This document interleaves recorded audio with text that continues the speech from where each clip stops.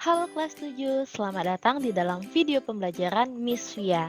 Hari ini kita akan belajar tentang persebaran flora dan fauna di Indonesia. Di dalam KBBI, flora adalah keseluruhan jenis tumbuhan di suatu habitat. Sedangkan fauna adalah keseluruhan jenis hewan di suatu habitat.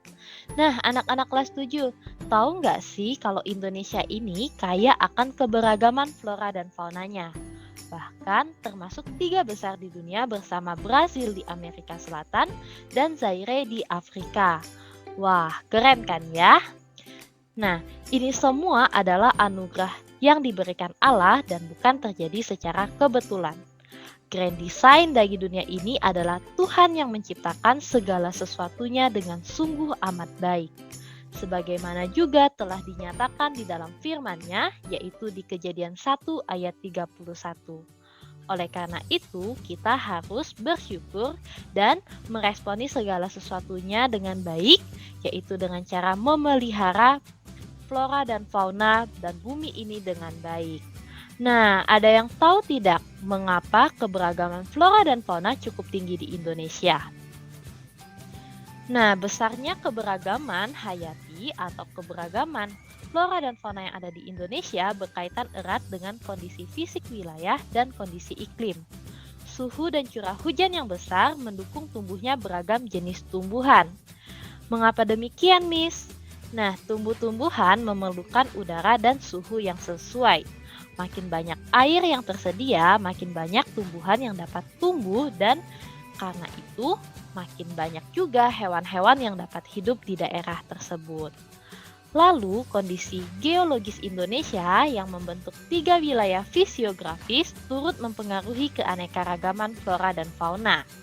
Dangkalan Sunda yang menghubungkan wilayah Indonesia bagian barat dengan benua Asia, dangkalan Sahul yang menghubungkan wilayah Indonesia bagian timur dengan benua Australia, dan daerah Laut Pertengahan, Australia, dan Asiatis, yaitu daerah yang terletak di wilayah tengah di antara dangkalan Sunda dan dangkalan Sahul, menyebabkan setiap wilayahnya memiliki flora dan fauna yang khas. Hal tersebutlah yang mempengaruhi keanekaragaman flora dan fauna yang ada di Indonesia. Nah, selain itu juga seperti yang kita ketahui bahwa persebaran makhluk hidup di bumi ini tidak merata, yang mana mereka tersebar di seluruh dunia ini dan bahkan kita bisa lihat di Indonesia sendiri, yang mana flora dan fauna yang ada di wilayah barat berbeda dengan fauna yang berada di wilayah peralihan dan berbeda juga dengan di wilayah timur. Kira-kira mengapa terjadi persebaran fauna yang berbeda di Indonesia? Oke, Miss akan jelaskan faktor-faktor yang mempengaruhi persebaran flora dan fauna, yaitu terbagi menjadi dua, ada faktor abiotik yang meliputi fisiografi, iklim, dan edafik, dan ada faktor biotik yang meliputi manusia, tumbuhan, dan hewan. Oke, kita akan bahas secara singkat. Faktor iklim atau klimatik merupakan salah satu faktor yang dominan yang mempengaruhi persebaran. Beberapa unsur atau komponen iklim yaitu suhu, kelembapan udara, curah hujan, dan angin. Nah, yang dimana empat komponen ini mempengaruhi persebaran flora dan fauna. Ya, teman-teman silakan dapat membaca di PPT ini atau modul untuk lebih detailnya. Nah, selanjutnya yaitu ada faktor edapik atau tanah. Faktor edapik merupakan faktor yang berkaitan dengan struktur tanah, jenis tanah, tekstur tanah, keadaan tanah, dan lain-lain. Nah, tingkat kesuburan tanah merupakan faktor utama yang berpengaruh terhadap persebaran tumbuhan. Ya, ini berarti semakin subur tanah, maka kehidupan tumbuhan semakin banyak jumlahnya dan keanekaragamannya juga. Nah, yang ketiga yaitu faktor fisiografi atau morfologi yang berkaitan dengan struktur permukaan bumi, keadaan di tempat dataran tinggi atau di tempat dataran rendah atau di tempat yang berair dan tidak berair. Faktor ini mempengaruhi jenis hewan dan tumbuhan yang hidup di suatu wilayah. Nah, tanaman di dataran tinggi berbeda dengan dataran rendah. Lalu untuk faunanya, fauna kambing gunung berbeda dengan kambing yang biasa kita makan atau kita temui di dalam kehidupan kita sehari-hari ya. Nah, oke, jika tadi kita sudah bahas faktor abiotik, sekarang kita akan bahas faktor biotik. Faktor biotik atau faktor organik meliputi bagaimana persebaran makhluk hidup itu dipengaruhi oleh manusia, tumbuhan, hewan, atau makhluk hidup ya teman-teman. Pertama yaitu manusia. Perilaku manusia yang mementingkan dirinya dengan tidak bertanggung jawab seperti membakar hutan ataupun melakukan pemburuan secara ilegal akan membuat flora dan fauna yang ada di Indonesia akan punah jika dilakukan dengan tidak bertanggung jawab. Selain itu juga, perilaku manusia dapat mempengaruhi persebaran flora dan fauna. Yang selanjutnya yaitu hewan. Hewan penyerbukan seperti serangga dapat membantu persebaran flora dan fauna dengan membawa serbuk sari dan menjatuhkannya di sebuah lahan atau tanah yang subur. Hal itu akan membuat tumbuhan tersebut tumbuh. Yang selanjutnya yaitu tumbuhan. Tanah yang subur dan gembur akan membuat tumbuhan menjadi lebat dan mempengaruhi juga kehidupan hewan di sekitarnya, khususnya untuk hewan herbivora yang memakan rumput-rumputan, yang dimana hal ini akan membantu mereka untuk dapat bertahan hidup. Nah, jika tadi Miss V,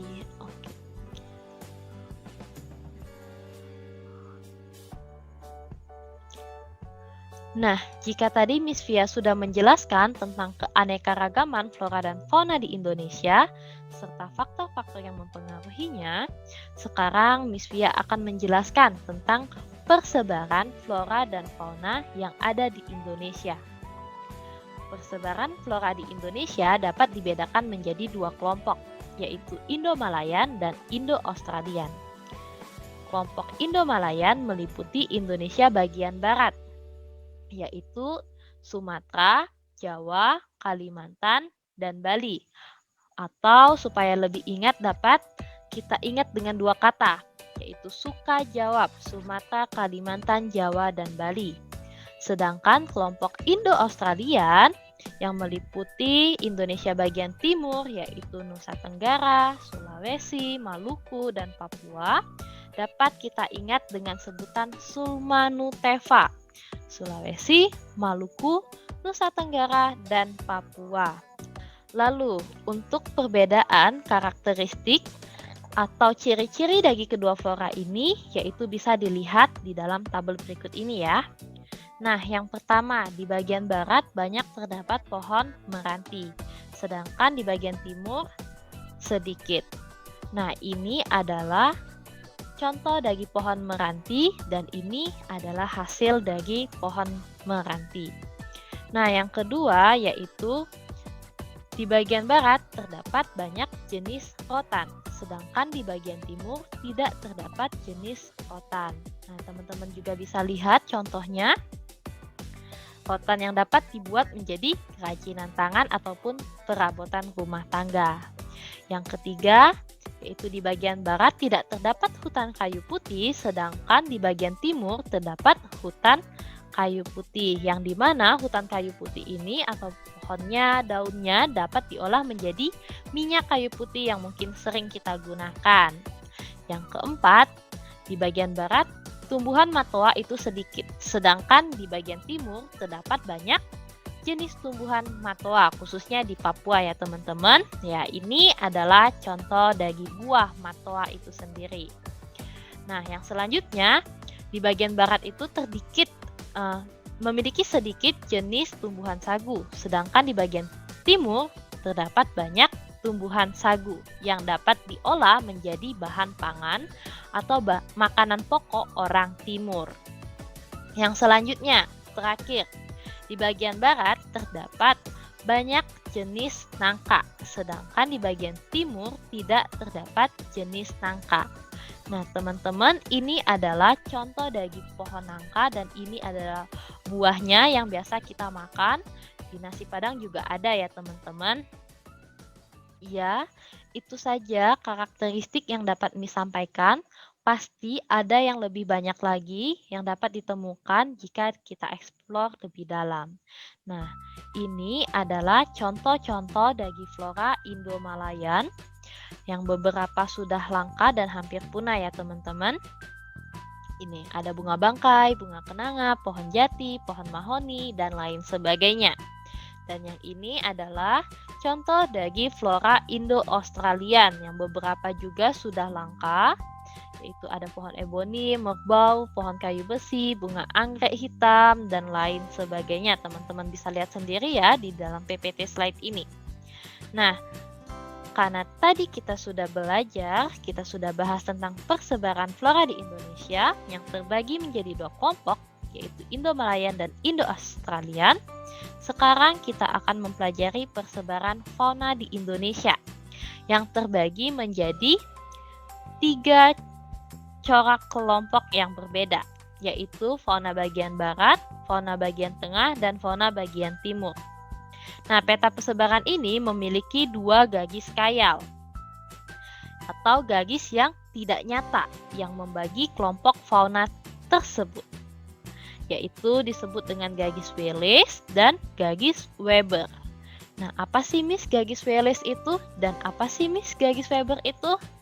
Nah, garis Wallace adalah garis khayal yang memisahkan fauna bagian barat dan fauna bagian tengah. Sedangkan garis Weber itu sendiri adalah garis khayal yang memisahkan fauna bagian peralihan dan fauna bagian timur. Fauna bagian barat memiliki tipe dan ciri yang sama dengan flora dan fauna asiatis, sehingga disebut juga dengan tipe asiatis. Fauna bagian barat ini meliputi Sumatera, Jawa, Kalimantan, dan Bali. Lalu untuk fauna bagian timur yang memiliki tipe dan ciri yang sama dengan Australis sehingga disebut dengan tipe Australis. Fauna bagian timur ini hanya meliputi Pulau Papua saja. Sedangkan fauna tengah atau disebut dengan tipe peralihan memiliki ciri-ciri tersendiri dan banyak juga fauna endemik. Fauna endemik adalah fauna yang hanya dimiliki dan berada di Indonesia saja, yang tidak dimiliki oleh negara lainnya. Fauna bagian peralihan ini meliputi daerah Sulawesi, Nusa Tenggara, Maluku, dan pulau kecil di sekitarnya. Nah, lalu untuk karakteristik dan contohnya, maka kita akan bahas secara satu persatu ya teman-teman. Yang pertama, kita akan membahas tentang fauna dari asiatis atau fauna bagian barat, yaitu yang pertama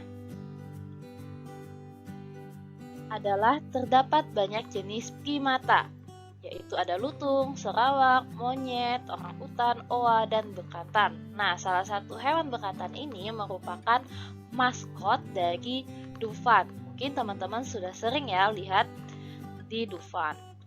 Selanjutnya yaitu terdapat hewan yang menyusui yang besar, yaitu ada gajah Sumatera, harimau Sumatera, dan lain sebagainya ya. Teman-teman bisa lihat sendiri, postur tubuh mereka besar-besar ya, dan tidak terdapat binatang yang berkatu.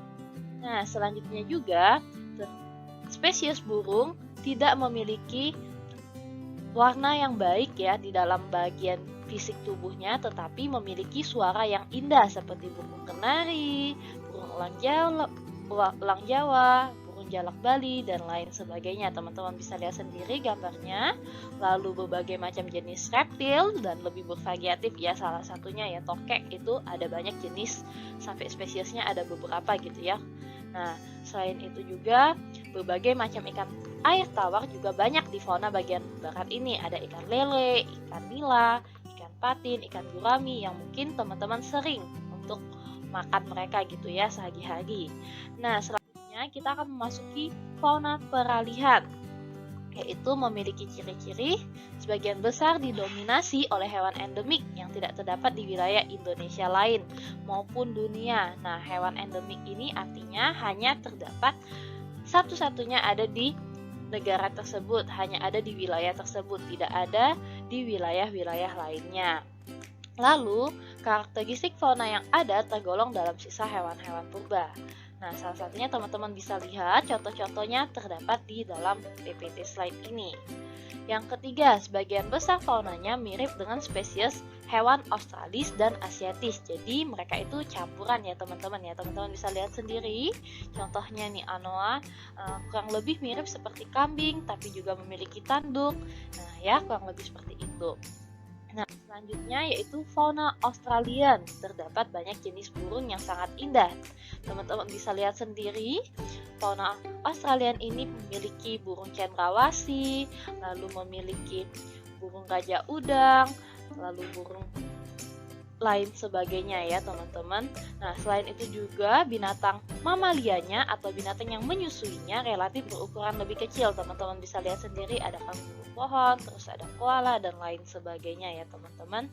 Lalu banyak ditemui juga jenis-jenis hewan yang berkantung. Ya salah satunya ini kanguru pohon, walabi yang memiliki kantung. Selain itu, populasi kera sangat minim dan sukar ditemui di sejumlah wilayah. Jadi, untuk teman-teman yang mau cari primata, ini sangat sulit ya di fauna Australia karena mereka tidak memiliki banyak primata seperti di fauna bagian barat.